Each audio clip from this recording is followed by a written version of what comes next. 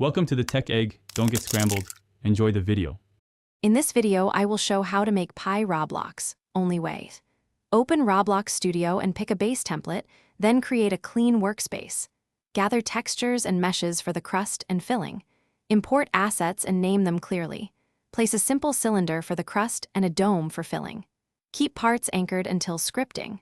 Save often and test play frequently to confirm proportions and behavior while you work. In this video, I will show how to make Pie Roblox, only way. Start by blocking the crust with a cylinder, then add a slightly smaller dome for the filling. Resize parts to realistic proportions and use union or mesh parts for smooth edges. Add a thin rim for crust detail and apply a baked texture for realism. Test different colors and materials until the pie looks appetizing in both studio and play modes. In this video, I will show how to make Pie Roblox, only way.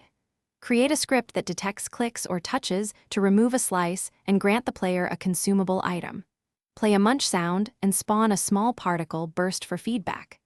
Update player inventory and optionally save using data store for persistence. Test edge cases like multiple players interacting at once and ensure slices disappear cleanly without error. Thanks for watching. Consider subscribing if I helped unscramble your problems.